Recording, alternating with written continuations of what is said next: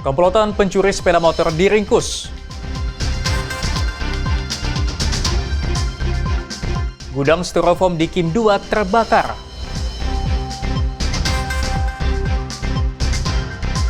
Lokasi wisata Tari Sigale-Gale ramai.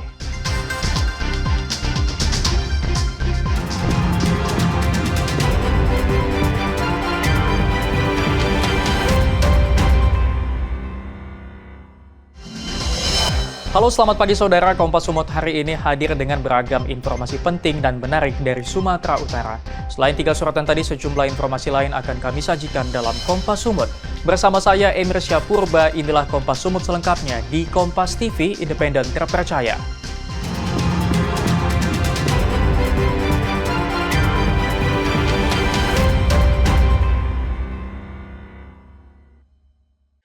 Saudara, 2 remaja yang tergabung dalam satu komplotan pencuri sepeda motor diringkus petugas unit Reskrim Polsek Medan Area. Pelaku tercatat sudah mencuri 6 sepeda motor dan sempat terekam CCTV. Ini adalah rekaman CCTV yang merekam pencurian sepeda motor yang dilakukan pelaku beberapa waktu lalu. Dalam rekaman terlihat pelaku yang terlebih dahulu mengamati lokasi dengan cepat berhasil membawa kabur sepeda motor korbannya. Pelaku hanya membutuhkan waktu 5 detik untuk merusak kunci sepeda motor korban. Kedua pelaku yang masih berusia 19 tahun yakni IRS dan AK diringkus usai kembali melakukan pencurian di Jalan Denai, Medan. Saat diringkus, pelaku IRS berupaya melawan petugas dan terpaksa dilumpuhkan. Kapolsek Medan Area Ajun Komisaris Polisi Dwi Himawan mengungkapkan pelaku yang tercatat sudah mencuri sepeda motor di 6 tempat berbeda di Kota Medan. Mereka juga memiliki komplotan lain dalam menjalankan aksinya. Kita amankan 2 tersangka dengan inisial IFS dan yang satu inisial AK. Di mana salah satu tersangka itu di wilayah kita ada sekitar 6 TKP.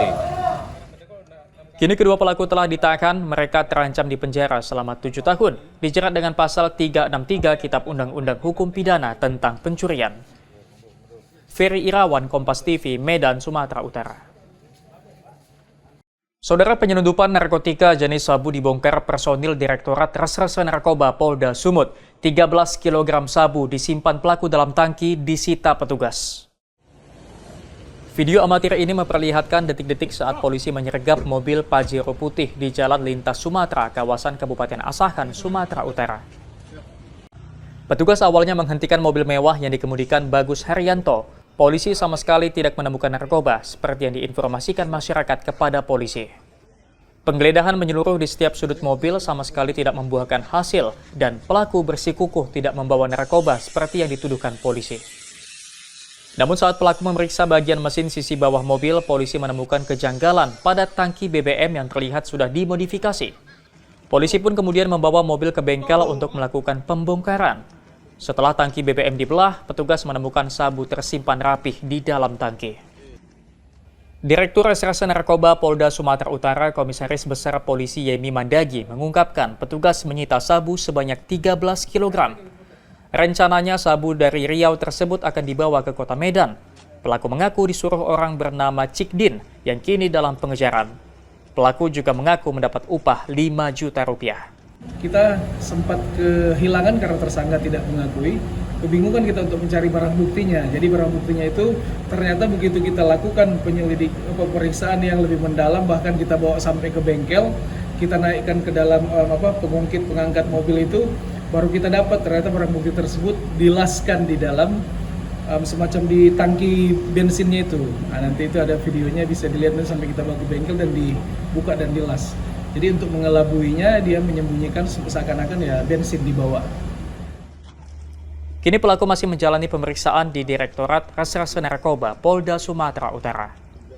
Ferry Irawan, Kompas TV, Medan, Sumatera Utara. Saudara, pasca kecelakaan mobil Fortuner, BMW, dan motor di kawasan Padang Bulan, Medan, polisi pastikan kecelakaan yang menewaskan penumpang motor tersebut bukan karena balap liar. Ini adalah rekaman video amatir saat peristiwa kecelakaan terjadi di Jalan Pasar Baru, Padang Bulan, Medan, Sabtu lalu. Dalam rekaman terlihat seorang pengemudi ojek daring harus diangkat beberapa warga usai ditabrak. Tidak hanya pengemudi ojek daring, penumpang juga harus dievakuasi bahkan mengalami kondisi luka lebih parah. Penumpang belakangan diketahui akhirnya meninggal dunia di rumah sakit akibat luka serius yang dialami. Peristiwa ini awalnya disebut terjadi karena adanya dua mobil, Fortuner dan BMW yang terlibat aksi kebut-kebutan hingga menabrak korban. Namun dari pemeriksaan polisi, kecelakaan tersebut disebabkan karena sepeda motor pengemudi ojek daring ditabrak pengendara sepeda motor lain.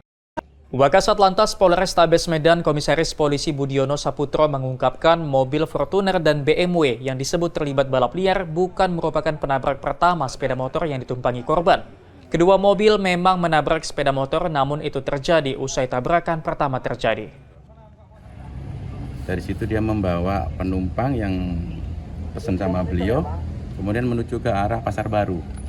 Di saat berbelok ke Pasar Baru itulah ditabrak sepeda motor juga, Beat, dari belakang. Kemudian terjadi ditabrak lagi sama mobil Fortuner dan mobil BMW warna putih. Kini petugas Satlantas dan Polsek Medan Baru masih menangani kasus ini. Untuk pengemudi sepeda motor yang menabrak pengemudi ojek daring kini masih diperiksa polisi. Ferry Irawan, Kompas TV, Medan, Sumatera Utara. Gudang produksi styrofoam terbakar, saksikan usai jeda.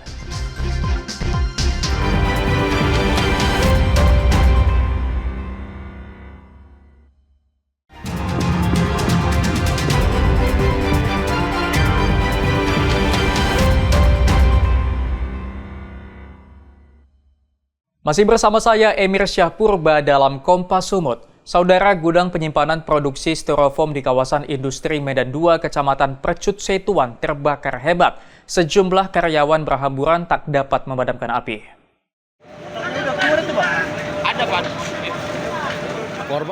Sejumlah pekerja dan karyawan di Jalan Pulau Tanah Masa kawasan industri Medan atau Kim 2 Deli Serdang tiba-tiba dikejutkan dengan api dari gudang berisi styrofoam. Api ini dengan cepat membesar sehingga pekerja dan karyawan tak dapat berbuat banyak karena api terus berkobar dan membesar. Mereka hanya dapat menunggu kedatangan petugas damkar dan kepolisian. Menurut keterangan warga di lokasi, awalnya api muncul cukup kecil, namun tiba-tiba api tersebut membesar dengan cepat. Banyaknya material styrofoam di dalam gudang menjadi pemicu maraknya api. Kecil aja, udah lari-lari, cewek-ceweknya keluar. Udah lama apinya pun membesar. Saya ketahui cuma itu aja. Jadi ada suara ledakan juga? Ada ledakan itu dari trafo itu. Bang, ini pabrik apa sih Pak? Itu pabrik polipom. Styrofoam ya? Styrofoam. Kalau korban ada? Enggak ada. Masih aktif pabriknya Bang? Pabriknya masih aktif? Itu masih aktif, ada pekerjanya di dalam. Dalam waktu kurang dari 2 jam, 5 armada pemadam kebakaran dari Kabupaten Deli Serdang dan Kota Medan berhasil memadamkan api.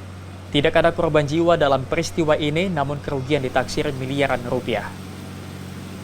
Dedi Zulkifli Terigan, Kompas TV, Deli Serdang, Sumatera Utara. Jelang Idul Fitri 1446 Hijriah tahun ini, daya beli masyarakat akan bahan pokok cenderung menurun. Pasca sidak bahan pokok di pasar tradisional, Forkopimda Kabupaten Karo melihat stok bahan pokok cukup banyak. Untuk memastikan ketersediaan bahan pokok di Kabupaten Karo, Forum Komunikasi Pimpinan Daerah Forkopimda Kabupaten Karo memantau sejumlah pasar tradisional. Pemantauan bahan pokok dilakukan untuk memastikan ketersediaan sembako menjelang Hari Raya Idul Fitri. Tim Forkopimda juga memastikan agar tidak ada penimbunan bahan pokok. Dalam pemantauan ini, Bupati Karo Antonius Ginting tidak menemukan kekurangan stok atau penimbunan bahan pokok. Stok sembako masih dalam kondisi aman, namun daya beli masyarakat terpantau jauh berkurang dari hari biasanya. Luar biasa. Kalau ini tetap bisa dipertahankan sampai hari Lebaran, ya sangat-sangat membanggakan. Harga stabil, stok aman. Pak, jadi kendala kita di lapangan tadi Pak, tingkat pembelian menurun nih Pak. Langkah dari pemerintah seperti apa nanti Pak? Ya, ini mungkin karena bulan puasa. Memang biasanya dari tahun ke tahun itu sepertinya memang ada sedikit penurunan omset dari para pedagang. Itu yang disampaikan tadi. Itu kan awal-awal bulan puasa.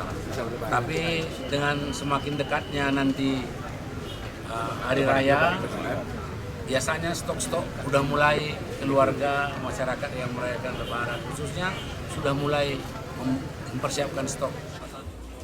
Untuk membantu warga, Pemkab Karo akan melaksanakan pasar murah di beberapa titik sentral untuk meringankan beban masyarakat. Henry Setiawan, Kompas TV, Karo, Sumatera Utara. Saudara, ratusan warga menikmati kemeriahan Ramadan dengan berbuka puasa di lokasi Festival Ramadan Berkah. Di sini warga dapat menikmati kuliner hingga wahana bermain anak. Festival Ramadan Berkah di Jalan Dr. Mansur Medan menjadi salah satu lokasi favorit warga saat berbuka puasa tahun ini. Setiap harinya ratusan warga datang untuk berbuka puasa dan menikmati berbagai jenis kuliner tradisional yang dijajakan oleh puluhan UMKM. Lokasi Festival Ramadan ini tepat di depan kolam renang Selayang. Gelaran yang dilakukan Dinas Pariwisata dan Dispora ini akan berlangsung hingga akhir Ramadan.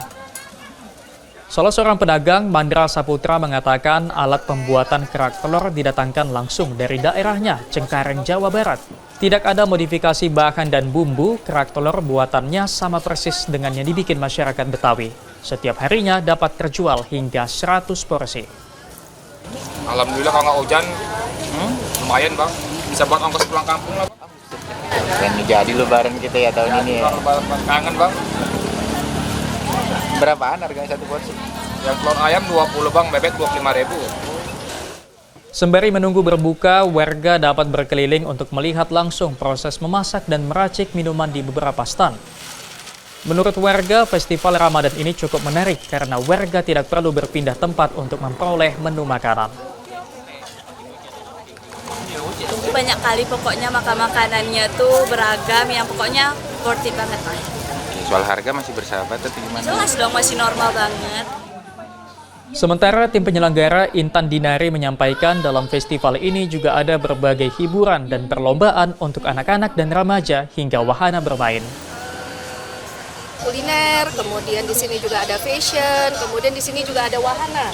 Di sebelah sana tuh ada wahana permainan untuk anak-anak yang sambil berbuka ataupun setelah berbuka, orang tua bisa membawa anak-anaknya untuk bermain di sana. Gitu. Untuk harga jajanan Ramadan di lokasi ini cukup terjangkau, mulai dari 2.000-an. Roganda Malau, Kompas TV, Medan, Sumatera Utara. Wisata Tari Sigale-Gale ramai, saksikan usai jeda.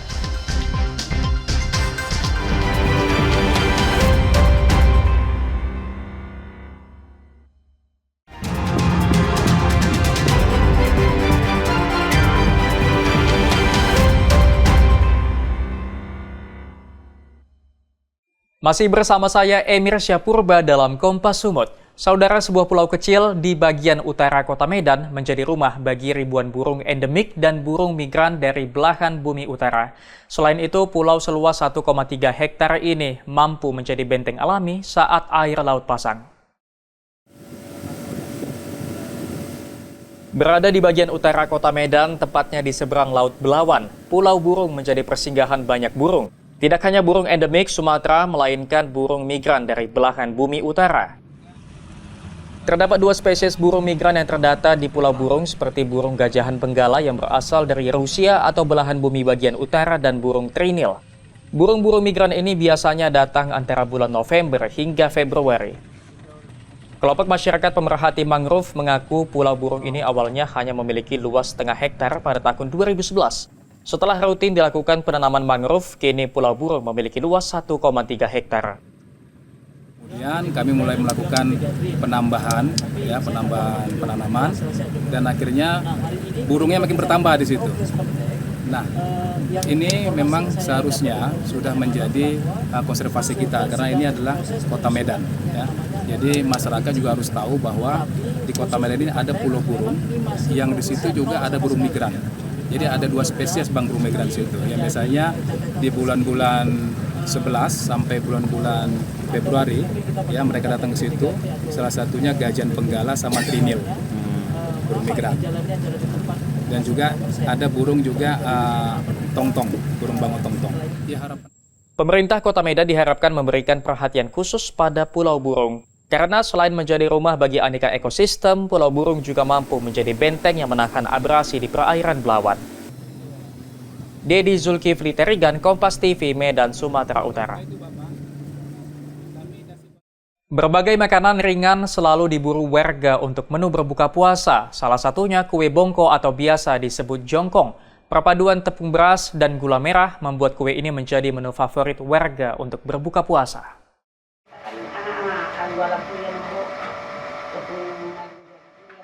Bulan Ramadan menjadi berkah tersendiri bagi pembuat kue jongkong di Kabupaten Mandailing Natal. Pesanan kue ini meningkat hingga 100%. Rasanya yang legit menjadikan kue ini sebagai menu favorit warga yang ingin berbuka puasa. Proses pembuatan kue ini juga tidak terlalu rumit. Tepung beras diolah dengan sedikit campuran gula merah yang kemudian diberi kuah santan dan selanjutnya dimasak dengan cara dikukus. Pembuatan kue jongkong sendiri terus mempertahankan daun pisang sebagai media pembungkus. Pasalnya, daun pisang diyakini memberikan sensasi rasa tersendiri bagi kue jongkong. Pembuatan kue ini juga tidak menggunakan pewarna buatan, namun tetap mempertahankan pewarna alami dari daun pandan yang diperas. Kalau permintaannya, kalau bulan puasa sih meningkat, pesan-pesanan ada juga yang berdatangan, dijual di pasar juga. Kita jual berapa perbungkusnya? Perbungkusnya 6.000.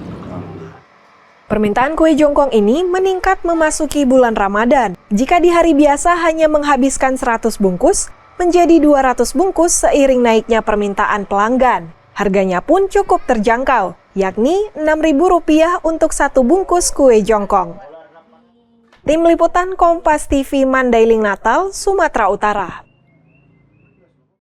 Saudara, Desa Wisata Tomok Persauran, Kecamatan Simanindo, Kabupaten Samosir menjadi salah satu destinasi favorit bagi para wisatawan. Di sini wisatawan dapat melihat perkampungan rumah Batak dan menari tortor bersama patung legenda Si Gali-Gali. Begitulah suasana perkampungan Batak di Desa Wisata Tomok Persauran, Kecamatan Simanindo, Kabupaten Samosir, Sumatera Utara. Pada momen liburan dan akhir pekan, kawasan ini selalu ramai dikunjungi wisatawan yang sedang berwisata di kawasan Danau Toba. Lokasinya tidak jauh dari pelabuhan kapal feri Tomok dan pelabuhan kapal motor penumpang, sehingga aksesnya mudah didatangi. Salah satu yang paling diminati adalah wisata sejarah dan budaya dengan menari tarian tortor khas Batak bersama patung Si Gali-Gali diiringi musik gondang. Wisatawan secara bersama-sama dapat menari dengan balutan kain ulos yang disediakan pengelola. Si Gali-Gali adalah patung atau boneka menyerupai manusia yang bisa menari karena digerakkan seseorang dari belakang menggunakan tali. Seorang wisatawan mengaku senang dapat mengikuti tarian tortor bersama patung Si Gali-Gali. Ia ingin memperkenalkan budaya Batak terutama bagi anak-anaknya sebagai generasi muda. Ya, kita sebagai orang Batak, terus terang bangga akan kampung halaman dengan tradisi Si Gali-Gali. Kira-kira demikian. Ini kan abang juga membawa anak-anak nih sebagai generasi Batak, kan apa nih harapan abang atau keinginan abang kepada anak-anak yang sengaja abang bawa ke lokasi patung Si Gali-Gali? Ya, harapan kita sebagai orang tua dengan demikian, dengan ini anak-anak juga mengerti akan tradisi dan budaya kita sebagai orang Batak. Selain dari dalam negeri, banyak juga wisatawan mancanegara seperti Malaysia, Jepang, Tiongkok yang turut berkunjung. Di sini pemandu juga menjelaskan sejarah patung Si Gali-Gali.